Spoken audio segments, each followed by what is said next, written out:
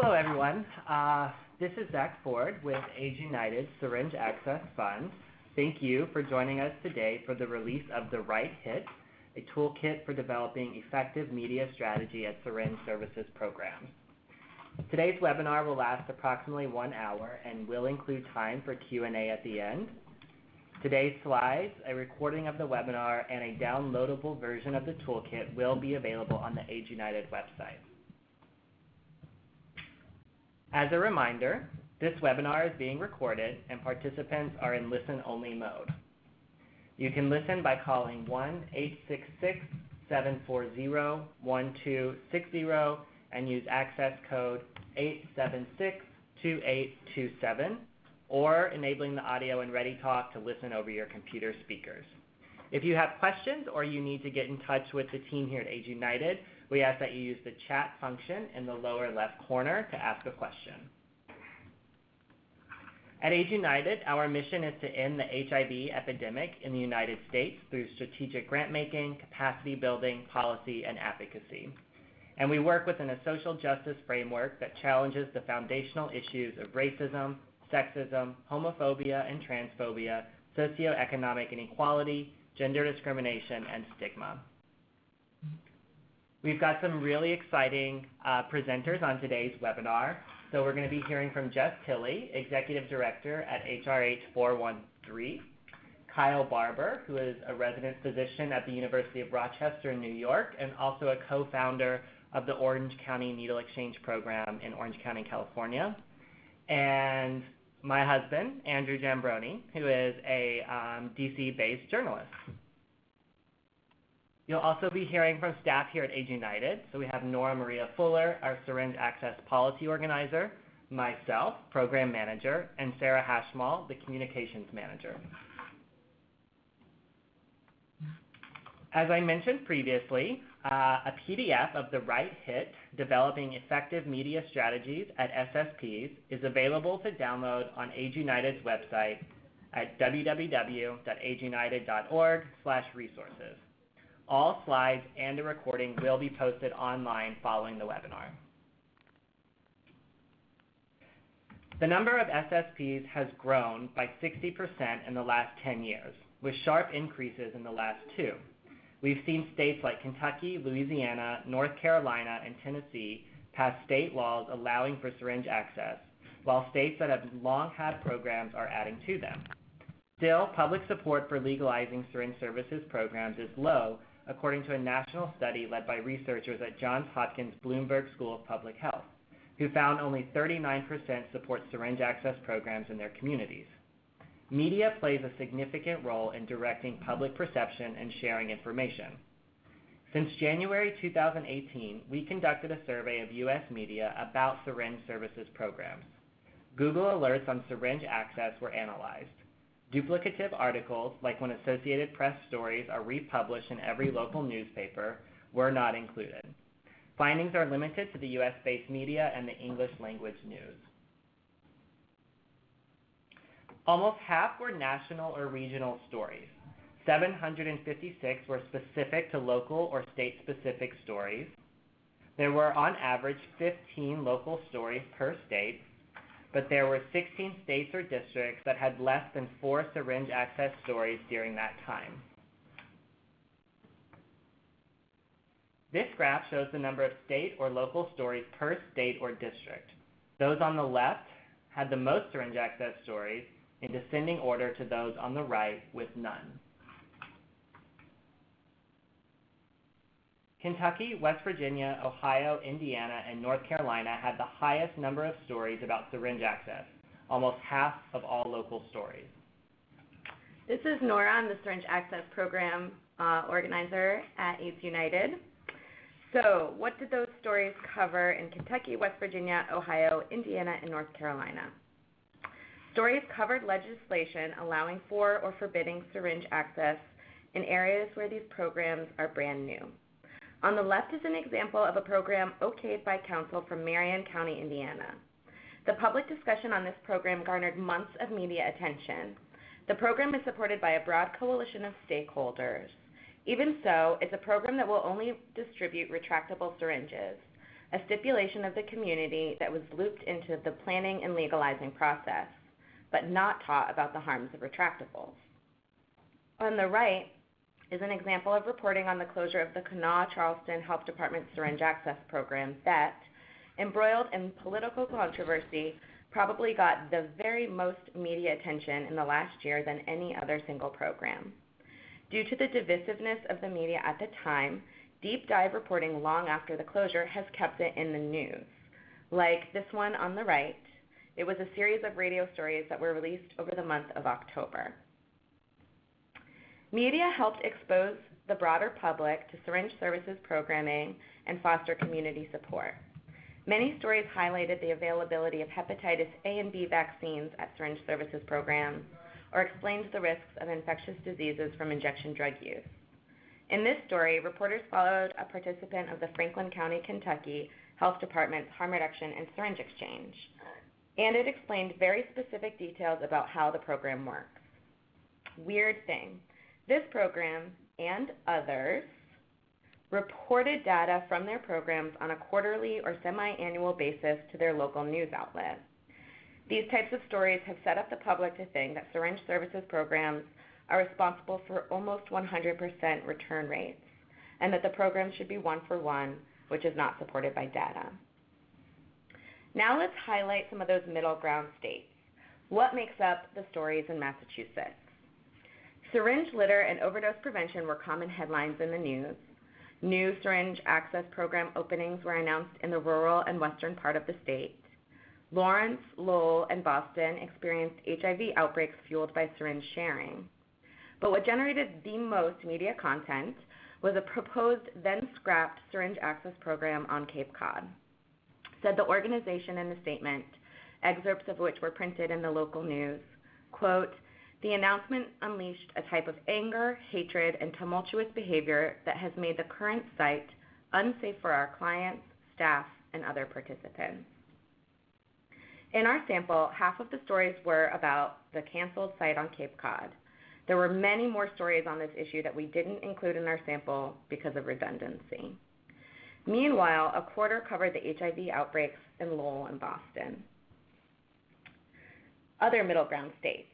How is it that two states without legal syringe access, like Arizona and Florida, would have comparable number of stories to New York and Pennsylvania, places that have had syringe services since the late 80s? Both Arizona and Florida have strong local advocacy efforts for legalizing syringe access in their states, and media there follows the issue closely. In fact, student advocates in Miami strategized to get their op-eds published in local news sources throughout the state. In this media toolkit, we're going to cover some common stories that we've seen in the media, and we're going to detail the purpose of a journalist covering the issue, what you can contribute to the conversation from an SSP perspective, and other factors to consider. We also have myths that should be dispelled. So this section allows you to identify a single issue and determine the best way for your organization to respond. We've included potential talking points, helpful research and data, and additional resources to provide context for journalists. Some stories include the Mythbusters section. Here, our syringe superhero, Raquel, helps us dispel common myths we see in the media. And now, Kyle Barber and Jess Tilley are going to walk you through a few of those kinds of stories.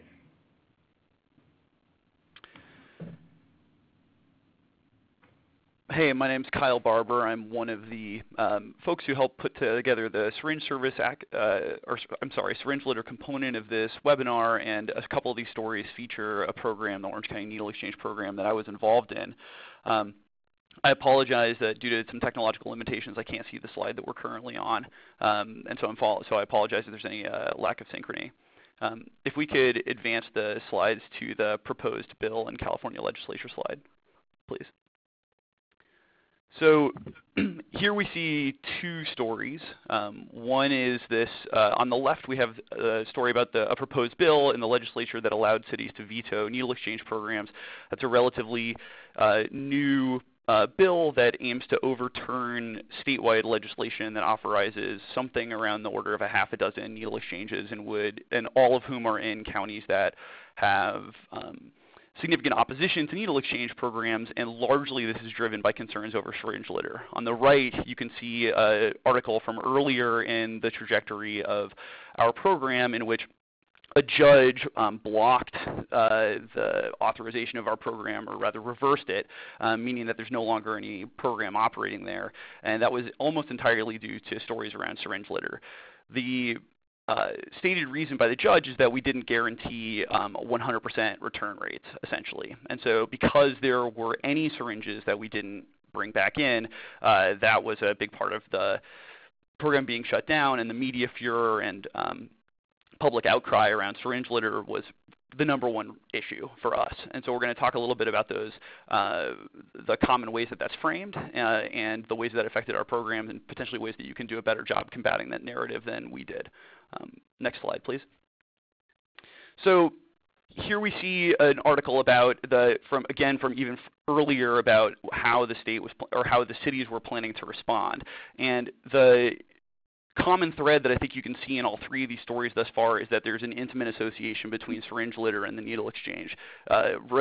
Whether or not there was syringe litter preceding the needle exchange, the blame comes fully on our doorstep. And one of the reasons for that is because it's a straightforward narrative that people can understand, and I feel that one of the things that we needed to do when we went to the media talking about this issue was we needed to provide an alternative narrative that was as compelling as the one that our opponents were promulgating, namely that the needles are entirely our responsibility. Next slide, please. You can see here 4 stories going through, this idea of hundreds of needles, or here Santa Cruz County finding over 17,000 needles. In our county in Orange, there was one story in which there was a sweep of a huge number of homeless encampments, and that they reported that something like 14,000 needles were found. And there's lots of things about this that are important to be able to understand why that happens. There's no breakdown of whether those needles were actually littered or whether they were unused, whether they were properly containerized or not, whether they were in people's personal property or not. And so you'll see that there is accurate information that goes out, namely that I'm sure they did find probably around 17,000 syringes here, but the lack of information about how or why prevents them from coming to reasonable conclusions about it. So it's important to, when you see these stories, or anticipate what the ways are in which the narrative is being created that doesn't necessarily reflect what's actually happening. So for example, if all of the needles that were found here were actually inside of people's personal property, it's hard to consider that to be truly syringe litter, but the obvious connotation here and what goes out to the public is that these things are just loosely scattered around and that it's our fault. Some common myths that come up are around blaming the specific distribution model that's used. So for example, if you use promoting one-for-one exchange versus needs-based exchange, and it's important to know that there's no data that supports one-for-one exchange over any other distribution policy. There's no data that shows the distribution policy affects the presence of syringe litter, and so that's an important thing to be able to contradict in that narrative. Another common story is that it's purely our responsibility, our being the harm reductionists, and that the needles are largely due to drug use. It's important to recognize that there's more needles generated by diabetes, including amongst homeless populations and including among the populations of people who use drugs, and many of whom will also have diabetes. And so many of the syringes that you're going to find are more related to that than injection drug use, and are more related to lack of ability to dispose of things safely. So there's a tendency to blame rather than think about the structural factors that produce syringe litter, and those things can be very beneficial. And if you're able to reframe that and help the media tell a story about why syringe litter actually happens as opposed to blaming it on us. A final component is that one of the only things that research has consistently shown generates syringe litter is law enforcement interventions. So when people are afraid of carrying syringes because they're worried about being detained or searched or arrested or what have you, then they're more likely to throw them away and not carry them, and that means that litter is more likely. So that is another important way of reframing it, because it provides a compelling narrative that's easy to understand, that is accurate and that drives alternative ways to combat the problem of syringe litter other than closing programs. And you can see here on the bottom right, this idea of adding disposal boxes is one example of a media agency describing a potential solution that doesn't involve closure or enforcing different rules in the needle exchange. Next slide, please. So here we can also see on the right side this Dispelling Myths article.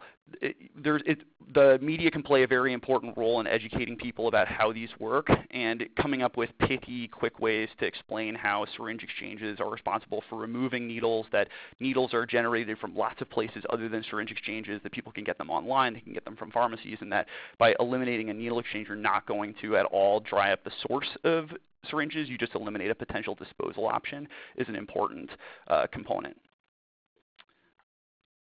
And next slide, please. And I believe, Nora, these are directed towards you. Sure. These were just examples of some of the NIMBY, the not in my backyard kind of articles that we've seen a lot of. On the left, you see this is from Penn Station, the big train station in Manhattan. It's pretty close to one of the needle exchanges there, as well as some medication-assisted treatment clinics. And the biggest landlord there is talking about wanting to clear out the undesirable. So you're getting this kind of quarantine kind of language, some just very hateful stuff comes out of these kinds of articles. On the right, you see what is an example of a group that actually has harassed folks that attend a syringe access program. So this was a neighborhood, kind of beautification organization that started taking pictures of the people that were going to the syringe access program and threatening violence. So, there's some articles that are from kind of a real estate beat that have kind of unquestioning language about how communities treat syringe services programs, and then you've got this example on the right where it's an investigation into, what is dehumanizing behavior. So there's just a couple of examples of that NIMBY theme in the media. Do you mind if I jump in for one moment? Yeah, it's all yours now. Another component that you can see here and that my colleague was alluding to a moment earlier is this idea of there being a community that is being threatened and there being people who are not members of that community who are threatening it. And in our case, those would typically be our clients and the general community of people who inject drugs, and often bundled into that are people experiencing homelessness and sex workers as well. And one of the very helpful things that you can do is draw attention to that and encourage friendly reporters to use vocabulary about how the syringe exchange is helping the community and very explicitly explaining how that population that's being depicted in some of these more derogatory articles as threatening the community is actually being members of that community that the community bears responsibility for.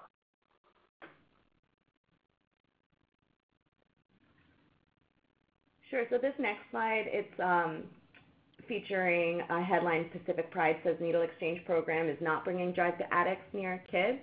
We see this kind of stigmatizing language with using addict instead of a person first approach. And then you also see the kids, which is a major theme in a lot of the stories that we've read. But we've also seen examples of really constructive illustrated stories for how to talk to children that are developmentally appropriate about if they see a syringe on the street. So, there's right ways and wrong ways of doing this. But it kind of brings us into our section of the toolkit that's all about the kind of moral panics, those kinds of stories that sometimes they're about public health, sometimes they're about real estate, but they're often about public safety and the children. Next slide. So this story in particular, we're seeing rising rates of children or babies that are born with neonatal abstinence syndrome. So There have been some really great stories that help debunk the kind of language, like a baby cannot be addicted, which is something we see in headlines all the time. Sometimes journalists have it right, but it's their editors that write the headlines that might not have it right. So there's a lot more work that we can be doing to educate folks. But I have always really enjoyed this infographic from the National Perinatal Association that is very simple and helps clarify the kind of language that can be used around neonatal abstinence syndrome. So this next slide is about our section of the toolkit that CDC comes to town. So this is the specific stories that are about public health investigations. This one, I wanted to particularly focus on the one all the way on the right, so that's the Miami officials. This one was not actually a CDC investigation. The two left of it in Cincinnati and Lawrence and Lowell, those were, a CDC investigator is dispatched to these places because there are clusters or outbreaks of HIV. So in our toolkit, we give you kind of the definitions that you might want to use to clarify with media about those public health terms. But I want to focus on Miami for a minute because it's pretty closely tied to the Syringe Access program there. Florida's only legalized program had found 11 people who tested positive for HIV within 6 months.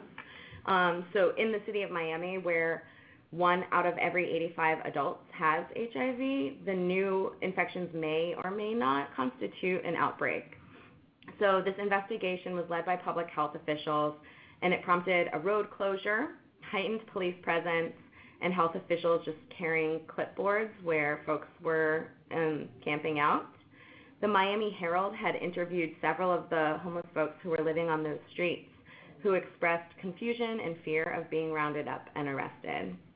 So I think it's important to point out here that the investigation had utilized what's known as, quote, molecular surveillance. Molecular surveillance of the HIV virus was only recently introduced to state health departments by the CDC in the beginning of 2018, and it helps epidemiologists determine how closely linked HIV infections are to one another.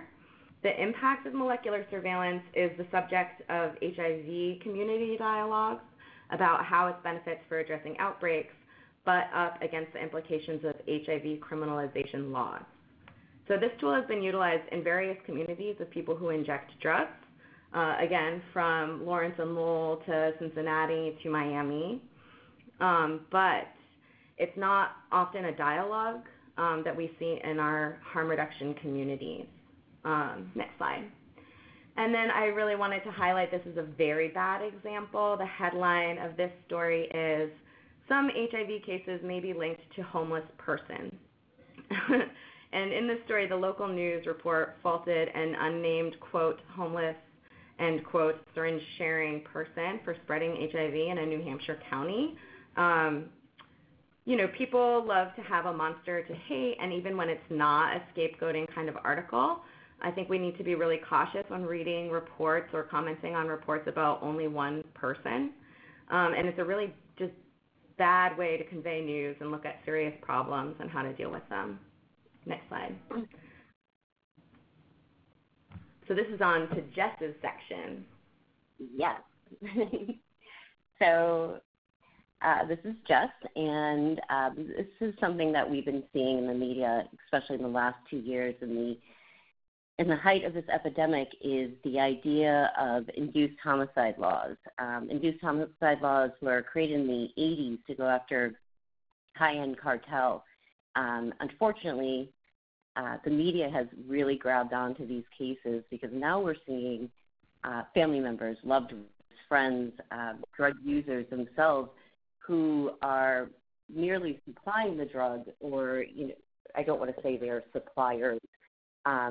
They're either helping out loved ones, their partner, their friends, and because we are dealing with so many analogs of fentanyl, all too often this supply is ending in a fatal overdose. And so these family members, especially women, are being urge to go after the person who supplied the drugs as a drug dealer and to charge them with manslaughter. As many of you know, I am the founder of New England Drug Users Union and the co-chair of the National Alliance of Drug Users Union. So we, out of a conversation born out of what would happen if one of us supplied drugs to our friends and that person died, we know, or vice versa, that I wouldn't want my best friend to go to jail, nor would she want me to go to jail. And I have a very dark sense of humor. We were kind of joking about DNRs, and the idea of a DNP came about. And if you look at the next slide, we came up with a campaign called Reframe the Blame. And the DNP is a do not prosecute. And it's essentially, unfortunately right now, it's just a statement. It's not living laws. We've been asked we've already had many cases where parents have called, loved ones have called, even people in our own harm reduction community said, I have a signed copy. Will this keep our friend out of jail? Unfortunately, right now it doesn't. The good thing is the media picked up on it, and because of that, many DAs and lawyers are now looking into this. ACLU is looking into it. We, as drug users, our voice is not heard in life, and so we're hoping this is one example of the media actually helping us and saying we want their voices heard and deaf. We recently kind of changed the campaign to be more women's-led because we work with a team-based, feminist-led model. And the amount of parents that have come forward that have lost children who really their ideas are completely changed. Speaking to one mother who had lost her daughter recently, she was convinced, that there was the boogeyman, the way media demonizes drug sellers, was the person responsible, this faceless person. When she realized it was her daughter's best friend that had supplied the drugs, the story completely changed. Her storyline changed, and now she's one of our biggest advocates for Reframe the Blame. Another myth that comes up quite often, and this is something that's always fighting in the media, is about fentanyl exposure.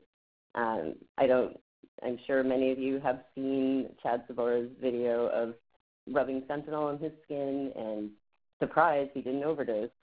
And I take this very personally because here in Massachusetts, we've had this ongoing theme where we actually lost an individual because first responders would not let a bystander Narcan him. And that's, to me, the most outrageous fentanyl media hysteria that could happen. And the way the news outlets picked it up was to almost,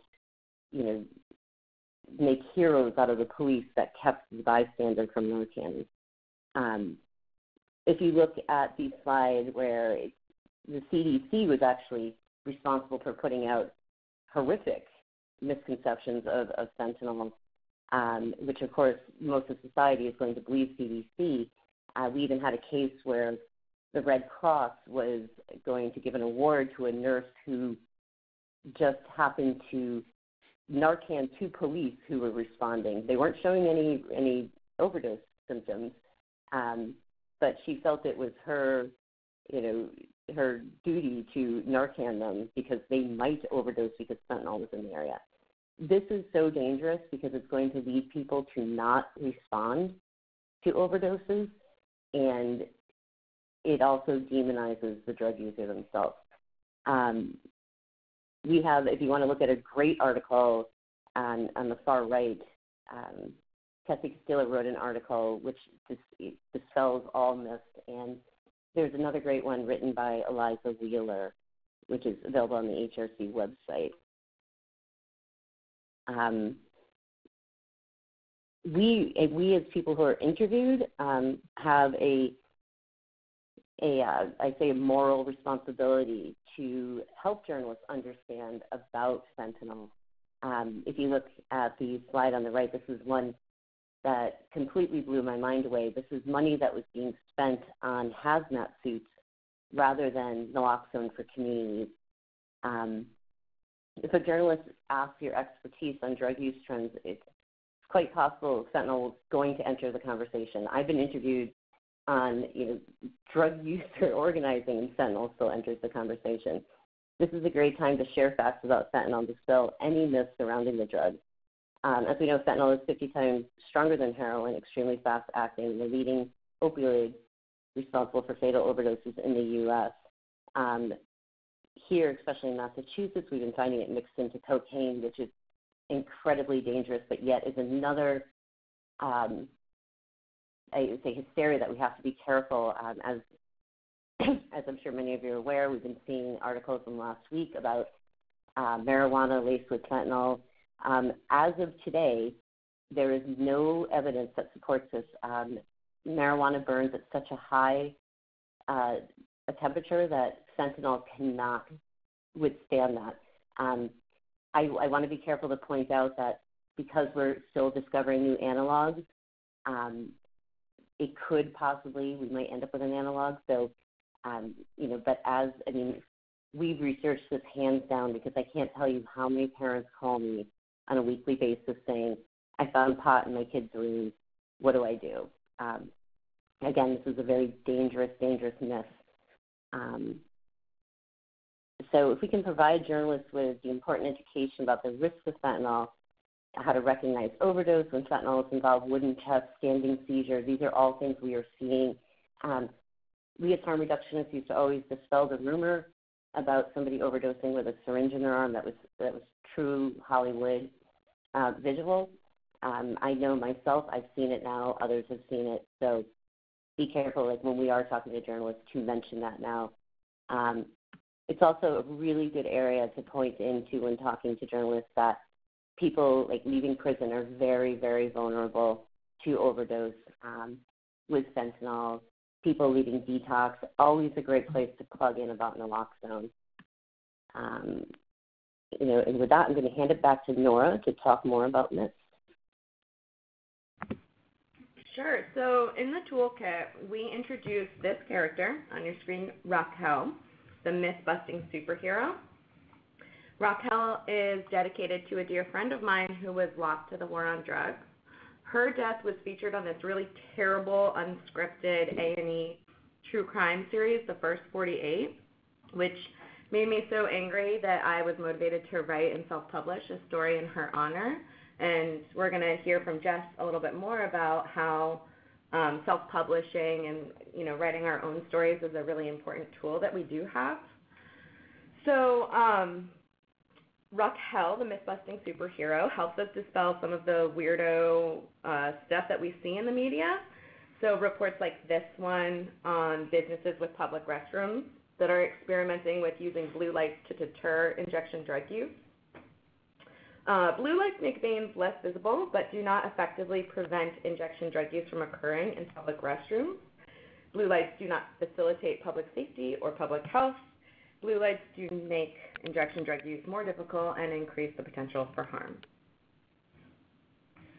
Raquel also helps us address retractables or single-use syringes. There is no reason to think that only distributing retractable or single-use syringes will reduce syringe litter. Trials that were conducted in Australia in 2004 indicated several technical limitations and an overall lack of retractable needles and syringes that are suitable to be used by people who inject drugs. And then more recently, a Charleston, West Virginia-based program began a pilot project using retractable needles and syringes in March of 2018. And by December of that year, the project announced an end to the pilot. Why? First, retractables are not best practice. And second, they cost 3 times more than regular syringes. And now I'm going to hand it over to DC-based journalist Andrew Jambroni. Hi, everyone. This is Andrew. Thanks so much for joining this webinar today. I'm really here to give you some overview and advice about how a local reporter like myself might approach any of these stories involving drug user health and syringe services that you've heard some examples of already today. And I think one thing to highlight just up front is the wide variety of stories that journalists like myself are interested in terms of public health and drug use. So going back over these slides and taking a second glance at some of these examples here, I think will be very helpful for you all. I want to start by talking about news value. This is a term that we throw around a lot in our newsrooms and in editorial meetings, and it's really it's the way we frame how we decide whether or not a story is worth pursuing.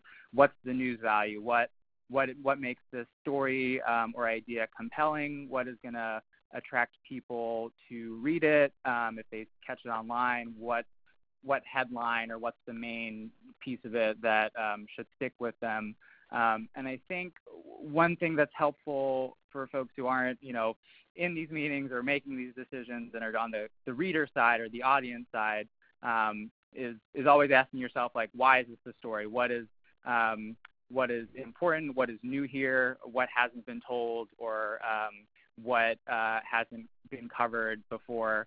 And I do want to note, and this is in the paper we all put together, that each news outlet covers issues in different ways. So one thing to be careful about in dealing with the media is having a good sense of what types of stories they tend to do, who their reporters are, what sort of personal biases they might have. That can be a little hard to glean just from reading articles or seeing news clips on TV or on radio. But everyone should know that every news organization has its own editorial goals, which vary across media. The main thing is that we all just want people to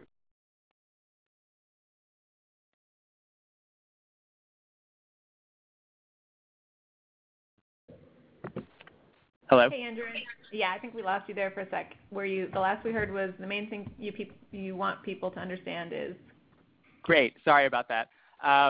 So yeah, where I was about to head is about building relationships with reporters in the local press corps. One great way to do that is just to reach out to those are interested in drug user health or public health issues. I get so many pitches in my inbox every day with people coming to me for story ideas and wanting to see where, if I'm interested or not. But beyond emails, I think placing a call with the newsroom editor or any of the reporters can go a long way toward actually piquing our interest and setting up a meeting and talking about potential stories that outlet can cover. And again, a lot of this came up in some of the examples that were presented today. But journalists will see a variety of stories about drug user health that we might want to pursue. Those can do with individuals and communities experiencing drug use or neighborhoods that are where drug use is particularly prevalent. Stories about government systems or private institutions that are helping to address the opioid crisis, or many times are failing to address the opioid crisis. Journalists love a good story about failure and things that aren't going quite as expected or planned, and really just accountability and transparency in general. Stories about what official data show, what do the latest numbers from the CDC or a local health department illustrate about the state of drug use in a given city or place, and also stories, kind of more human interest stories about what advocacy and government groups are doing to respond to this kind of national crisis that people are starting to pay more attention to, even though it has been going on for decades, as many of you know from your work. So I think it's helpful for me to talk about, what the responsibilities of a journalist are. While a lot of our sources are advocates, do work in government, come from a variety of industries and backgrounds, our main goal is really to tell the news, tell people what they don't already know, and to do it in a way that is fair and accurate. And often that can mean that people aren't happy with how stories come out or think it could have been done in a different way. But our training is such that we always are looking for the facts and building a narrative or a headline or a subheadline based on what our research and our reporting has brought back. There's a few more items on this list, and I know I'm running out of time, so I'm going to try to parse some of this. There's always a level of risk involved when dealing with the media, as some of you already know and has been talked about on this call already. We get things wrong. We're fallible. We don't, have a crystal ball and can say how, how things are going to change in the future. But there are plenty of steps that syringe services providers and advocates can take to help make sure that we tell the story right. The main thing to understand is ground rules and how you deal with a reporter or deal with an editor. It's really all about your rights as a source. You don't really have to tell us anything if you don't want to, or if you would like to decline to comment. That's always an option that you have as a source. But when you are approached by a journalist, you have a few options. You can, take it a few days to consider whether you want to talk with the reporter on the record, which is always sort of the default that we're after, because it's going to allow us to tell a story transparently and straightforwardly.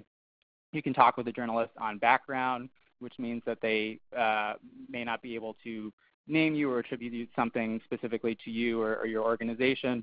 And you can also talk with them off the record. I think that's something that's pretty common when it comes to some stories that deal with sensitive issues or personal drug use issues.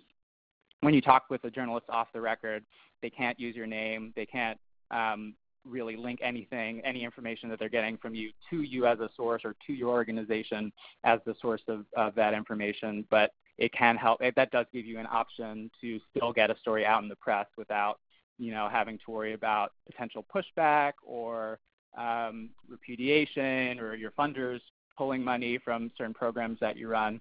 So it's always important to keep those rights as an interviewee in mind, and I'm happy to, go through some of the specifics there during the questioning portion of this. Just the last couple of things about pitching a story and post-publication feedback. When you pitch a story, it's always good to have the sort of what you think is the headline in mind and how you think other people outside of your organization or your community might find it interesting. Journalists are always thinking about the general public and our readership and our specific audiences. So finding a way to link your work to ultimately that readership is kind of facilitates the process. And the last thing I'll say about post-publication feedback is, if a story comes out, whether it's in print, on the radio, or in some other format, and you're not happy with it, or you think a journalist got something wrong, a good first step is always just to get back in touch with the reporter that you've been working with and say, hey, I saw you wrote it this way. That's actually not accurate. And then provide them the documents or the specific information that will, help them correct it and make sure that it is up to date and correct. If you don't really hear back from a journalist or they give you some pushback, you can always go to their editor and go up the chain. That often will spark a conversation on the inside of the news organization. It's the important thing is just to keep the lines of communication open with news organizations. It's, we want to tell good stories that catch people's attention and teach them something that they don't know, and sometimes that can align with, nonprofits and syringe service organizations' goals of spreading the word about their work and also, educating the general public about these very important and often personal drug use issues that people face. So with that, I'll turn it back over to Jess.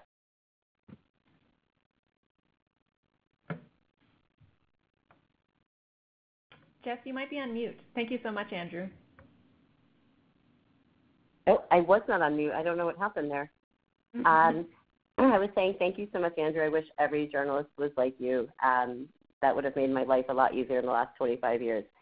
I'm going to give a quick disclaimer. I wanted to pepper my section with scandalous and embarrassing stories, and they were pretty hilarious, but due to time constraint, we want to have time for questions. I'm not going to be able to do that. If anyone wants to hear them, they're pretty worthwhile. You can contact me afterwards. And I also wanted to be able to play the song Dirty Laundry through all this, but we don't have the capability to do that. So with that, this is all stuff that I've learned over the past 25 years. I was reflecting back on my first interview and how much it's changed over the past 25 years and what I've gleaned. Most important thing, and this is for people being interviewed, is know your goal, strategy, and keep it up front. I know myself with ADD, I tend to go all over the place. I start off talking about safe consumption sites, and I end up talking about hedgehogs. And it's just not productive for myself or the person interviewing me. So you want to know, what is your outcome? What do you want to achieve? Stay on topic. Learn the fine art of pivoting, and I don't mean pirouetting across the room. It's about spinning the person interviewing you back to topic. Always bring the conversation back to topic in your key messages. You don't need to be rude, just redirect. Think strategically. Memorize a few critical facts, stats, etc., that are essential to the issue you represent. Always have them on file, whether it needs to be written down in front of you. Again, redirect if needed. I'm going to probably say this like 4 times through here. It's the most important thing you can remember. Keep your audience in mind. I know I used to, like an angry young harm reductionist, I think I was almost alienating my audience, my adversaries, and I've learned over the years that your worst adversaries can become your strongest allies if given enough information and education, and I try to keep that in mind every time I'm interviewed. Know your source. Not every journalist shares your beliefs or your moral code, nor do they want the best possible outcome for you. I think, as Andrew mentioned, like, some journalists love failure. They love dirty laundry. They love to hear a scandalous story. Try not to take this personally. Be ever mindful of the fact that it could come out of their mouth at any moment and the story could change quickly. Cultivate relationships with local and national journalists, media outlets, especially your local. As media becomes such an online source, local journalists are really looking for good stories, and I've made some of my best connections by actually reaching out and saying, hey, here's a story for you. Research your reporter, find out which way they lean. This is really important. A reporter could say that they support you, and then you find out that they are from a right-wing Fox news, and they really are biased. A good journalist should always be unbiased or will be unbiased and ask questions that reveal both sides of the agenda in the story. Be prepared for this and don't get offended if they seem to be playing devil's advocate, because that is their job. Set boundaries and guidelines. It's totally okay to say no to an interview or end an interview at any time.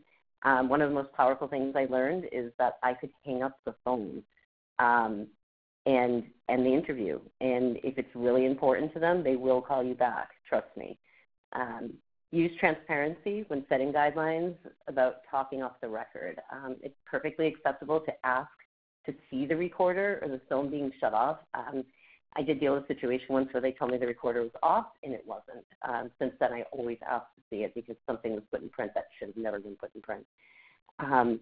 Make sure that you're protected. State your needs in regards to how much gets published. This is about yourself, your family, your job, your funders. No story is worth losing what's important to you. Just set your ground rules and stick to them. This isn't about being nice all the time. This is about getting our story out into the media and what we believe is most important and needs to be changed in our society. Own your narrative. Be authentic. Do not be afraid to redirect. Again, there it is, the third time. Practice your pitch, even if you're doing it in front of the mirror. I know this sounds silly, but a journalist will pick up if you seem like you're a little bit unsure about what you're talking about. And if that journalist is not on your side or your friend, he will rip you apart. Do not second guess yourself. Again, that goes into being unsure as you're talking. Again, I mentioned it before, hang up. You control that interview. If it gets to the point of outrageous or uncomfortable, you do have the right to disengage. I say this is your body, your story, yourself. Position yourself as a resource in the story. Remember that you're the expert being interviewed. I often try to weave my own experience, not so much self-disclosure, but my own experience into whatever I'm being interviewed on. I may not even identify it as myself, but I make sure there's a little bit of personalization to that story. And this way I actually own the story. It becomes personal. It belongs to my community. Even if I'm not speaking generally about myself, I may share a story of one of my participants with their permission and with no identifying clues, but to kind of give it a little bit more flesh beyond the stats and the numbers that we all too often see and don't have a face for. So I get asked this all the time, being the founder of two organizations. It's like, who gets to speak and what do we say? We pick a and I advise this to everybody, pick a spokesperson for your agency, your organization, or just your agenda. So number one important, I just heard Daniel Raymond say this, and I was so thankful for hearing it. Do not make up facts. And I've read my fellow colleagues that I totally respect. I've seen facts that were so inflated, like as far as syringe exchange, that I was like, oh my God, they're going to shut down every syringe exchange in the United States saying this. If you're unsure, just offer to follow up with your source after doing some fact checking, or direct them to someone who does know the answer. If you're unsure of like how much is too much information, don't say it. It's best to stick to a few hard-hitting statements that unleash a torrid wave of idealism that just goes all over the map. You end up totally losing your strategy when you do that. Again, this is something else that I totally believe in, and I've heard other people say it. Position yourself to be memorable. Like bland, uncolorful is boring. Media outlets will be more apt to contact you again if you're known for colorful, engaging interviews, such as talking about hedgehogs. They'll definitely call you back. Again, it's all about your strategy. A key spokesperson, if there's someone that you've chosen who may not be comfortable with telling the story, but they really do fit the agenda. One of the things we do in NEUU is we kind of give training and we prepare people. We do mock interviews to make sure that individual is comfortable. Again, this is about, and this goes out to agencies, this is about leadership building and capacity building among leaders. It's a great tool to use, and it helps build a very strong team. Again, make sure there are clear guidelines on what that individual says to the media in regards to representing your agency versus their own opinions. This is totally critical. I've seen it happen time and time again in print where best intentions ended up being, well, my opinion, and it gets put down onto the agency, and then there's a huge blowback. There's ways to avoid doing this. Just make sure transparency is as clear as you can be with whoever's giving that interview representing your agency. That way it doesn't fall on them, it doesn't fall on the agency. United we stand, divided we fall. Our facts and stats within the harm reduction community must be on point and match up no matter who is speaking to the press. Keep up to date, talk to one another. When I mean keep up to date, I'm talking like once a week. Let's check in, like even when I was talking about marijuana earlier. If an analog comes out tomorrow that changes, we all need to know that. So they're not saying, well, somebody in Denver said it doesn't, and you're saying it does. Our enemies seek to tear us apart. Let's not provide them with any chinks in our armor or any weaknesses, because they will go for them. Give me 1 second. My screen just froze. Here we go. Keep our personal quarrels out of the public eye. I've been guilty of this before. This goes for social media, especially. People love a good fight in the news. Let's save our energy for fighting the drug war, not one another. It's not about you unless it is about you. This is something I've dealt with personally many times. You've got to know the difference between an interview about your work and an interview about the work you represent. I'm not going to go and explain that. I'm sure we all know. Be careful using self-disclosure. What you reveal personally to a journalist may end up being revealed to the world at large.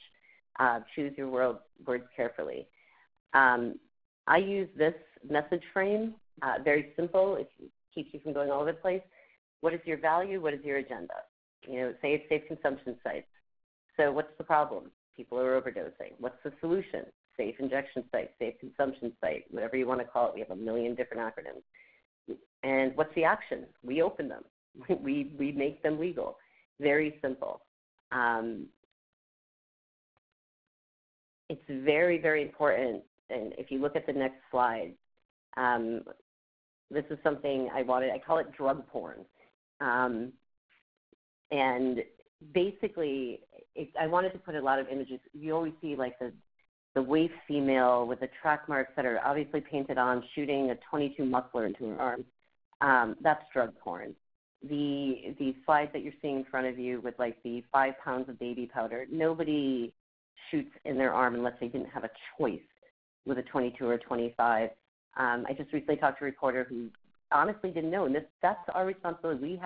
We have to educate journalists about stages, about what heroin really looks like, what is sterile injection equipment, what is the layout. It's very important to talk about bad stock photos representing drug users and drugs. These images, even when used for the best of intentions, so just saying often by reporters that support harm reduction, are stigmatizing and scare the average member of society. Also, the frenzy of misinformation surrounding fentanyl that we see almost daily in the media has already caused so many lives to be lost, as I mentioned earlier. It's so dangerous that it borders on criminal, yet media outlets continue to publish and air story after story, even as scientific evidence shows proof that it's all fabricated. If you don't like the news, make your own. That magazine Junk was made by myself and a group of drug users who were actually the very first drug users union in Massachusetts, and it was fabulous. We kind of took the idea from Heather Edney doing Junk Food, a couple of magazines from France.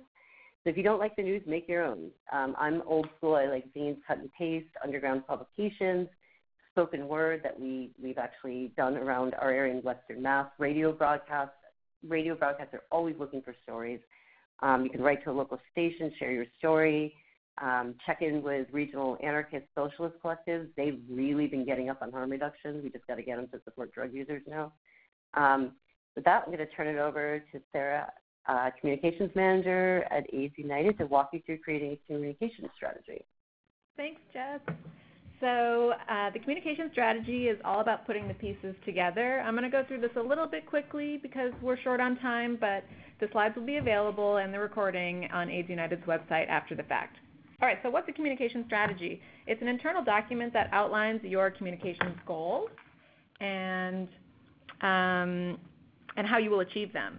It requires time to develop and maintain, which I'll talk about, but it helps you be intentional in your work. Practically speaking, developing a strategy can help you plan ahead, have consistent messaging, and ultimately further your mission. So who should be involved in developing the strategy? First of all, you do not have to be a comms expert to make a comms strategy.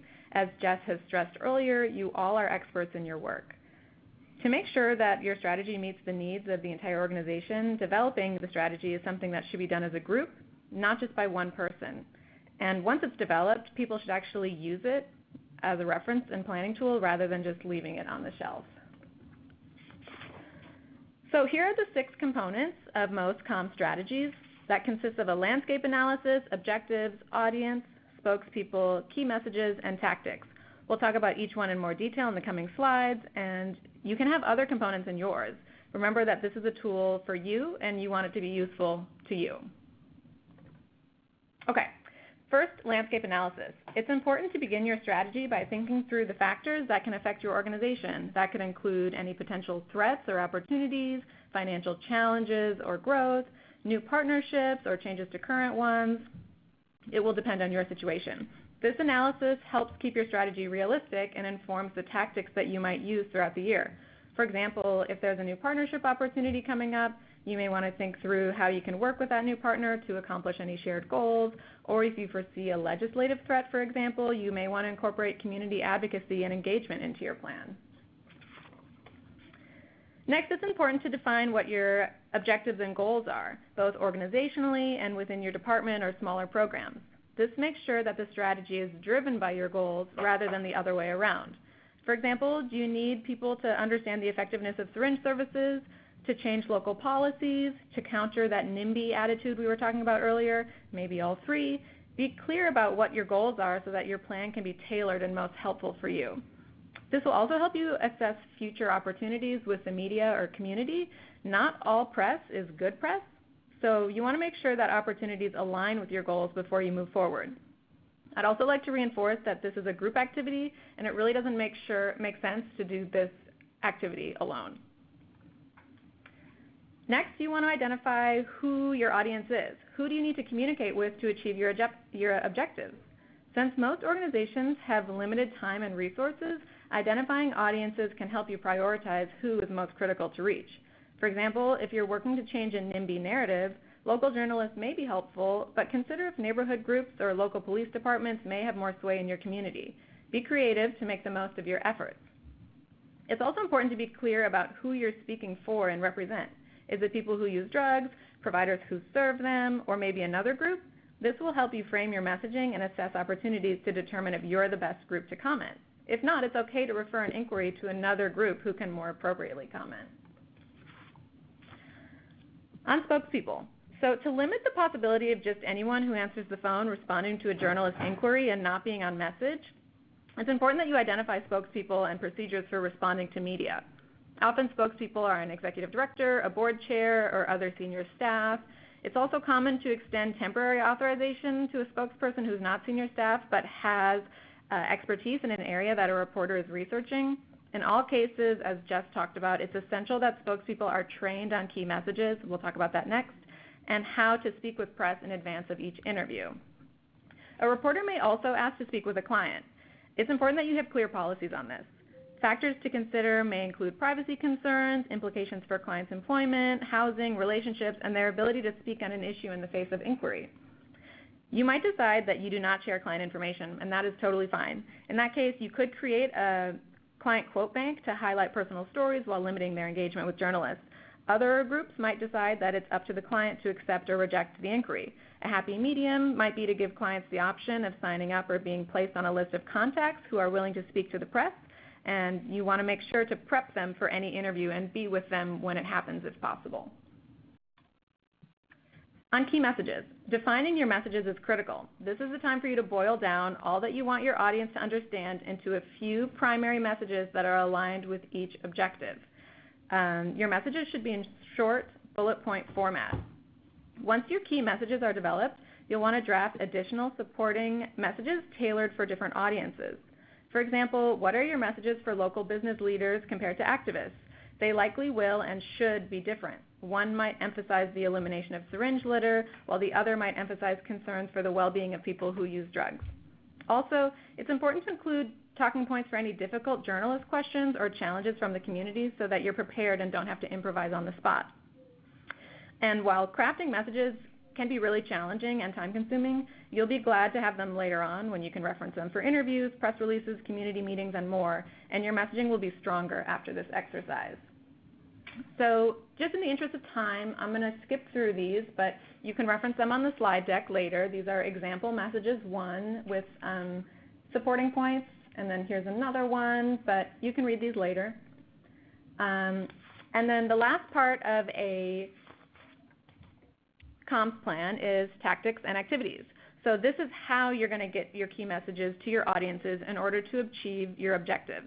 This can include traditional media outreach like op-eds, social media, blogs, community emails, and there's more detail about each of these in the toolkit, so I'm not going to go into that right now. But remember that your activities should be informed by who your audience is and where they get their information.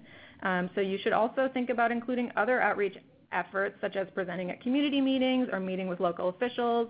Don't feel like you have to do something traditional because you know your audience and you know where they're going to be. So a few tips to leave you with. It's important to avoid jargon. Keep your language simple. You want everyone, whether they're familiar with harm reduction or no, to understand your messages. Focus on the human impact of your work. Reporters will come to you because you have that experience, you live in their circulation area, and you have a story to tell that will resonate with their subscribers. They don't want to speak to like a random epidemiologist. They're coming to talk to you for your perspective. Reference and update your comms strategy after you make it. Find a way to incorporate it into your workflow so that everybody becomes familiar with it and can use it as a planning tool. And lastly, I just want to reinforce that you all are the expert in your work and your experiences, and please remember that as you engage with the media. So now we're going to open it up for Q&A. You can submit us a Q&A using the chat function, and while we're waiting for some questions to come in, I want to reinforce that you can download the Right Hit, the toolkit, at aidsunited.org/resources. And then the slides and recording from this webinar will be available shortly after the conclusion of the webinar. So we have our first question. It says, in regards to social media content from advocacy groups, which do you think audiences identify better with? Quick, hard-hitting facts and stats, or short personal stories about people affected? I'll take a first answer to this, and then I'll also see if Jess wants to add anything. I think these are both great options, and I wouldn't limit yourself to just one. Jess, do you want to add anything? No, I do want to add something, but I'll add after you. I think it's a great question. Could you just read the question again? About who the audience was? Sure. I did get it. Yeah, let me read it to you again. In regards of social media content from advocacy groups, which do you think best identifies with, or audiences might identify best with? Quick, hard-hitting facts and statistics, or short personal stories about people affected?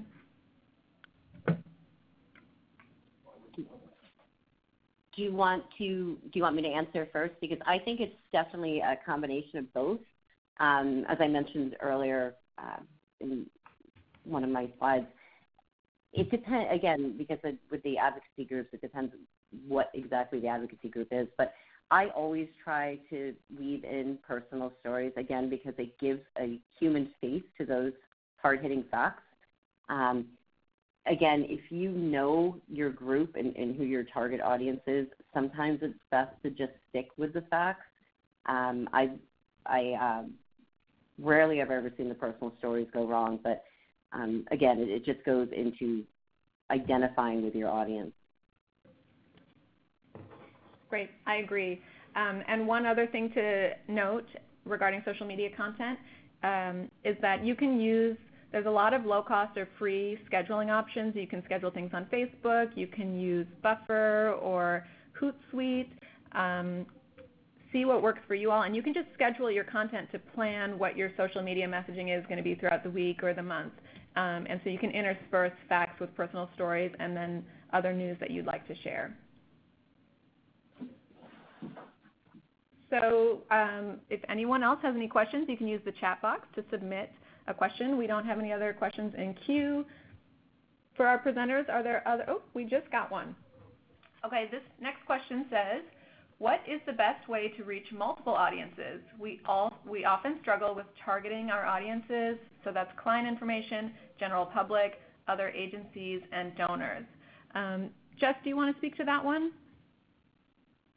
So if you have a specific strategy in mind, I mean, I avoided social media for so long for reaching like multiple audiences until was actually my co-founder, Albie Parks, started creating artwork for HRH 413, and I saw how it hit all these overlapping groups. And it really started conversation, and it made me think about, like, maybe I should get a Twitter account. I mean, that's definitely one way. Again, I'm going to go back to the DIY version. Obviously, reaching out to national media outlets is a great way to reach multiple. I mean, I think you mentioned funders in there, though. I really like the idea of taking it, again, this is me being a grassroots frontline activist and harm reductionist.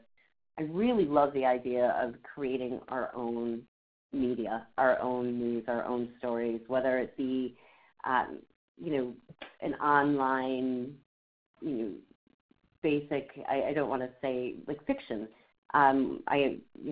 Something I talk quite often with my co-founder about is like creating our own fiction based on reality and harm reduction and placing ourselves within that story.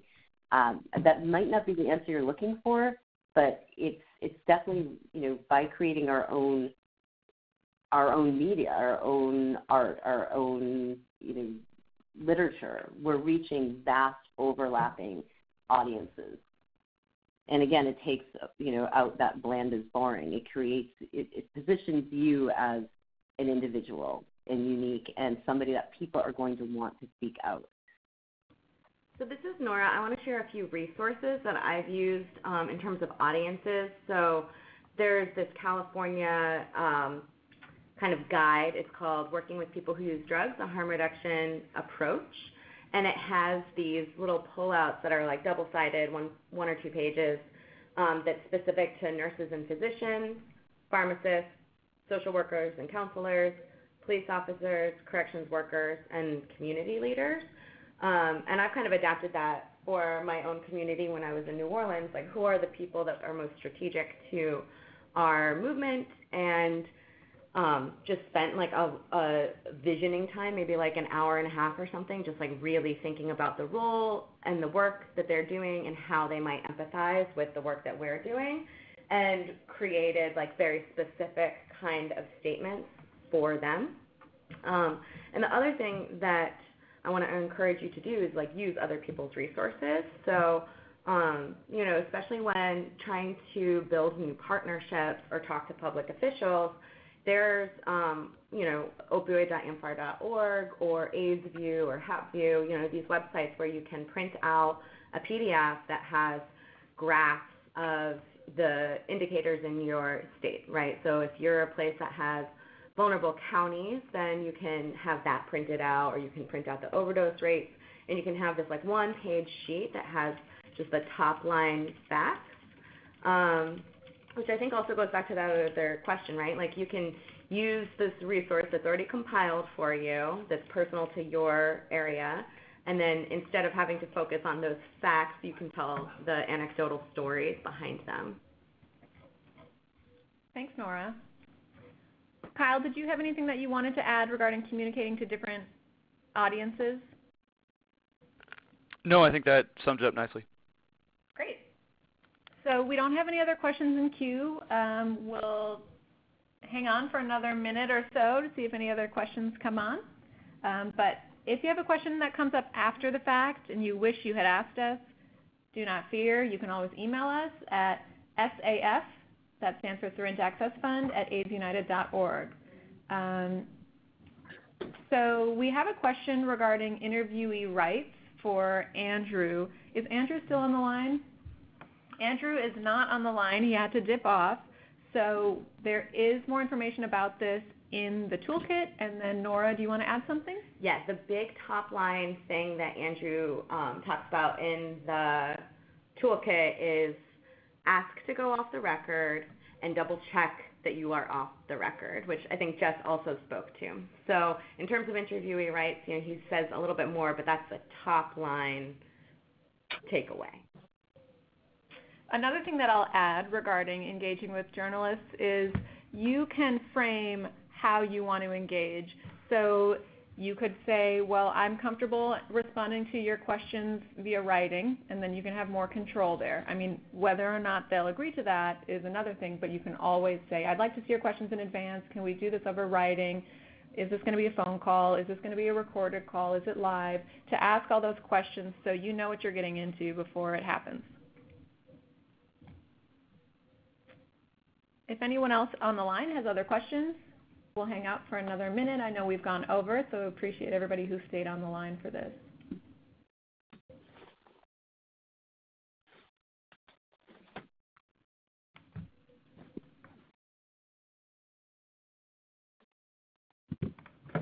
All right, so no other questions have come through. Once again, if you do come up with something after the webinar or as you're going through the media toolkit, please feel free to reach out to us at saf@aidsunited.org, and we will make sure we respond to those questions or connect you with the person on the presenter that would be able to answer that for you.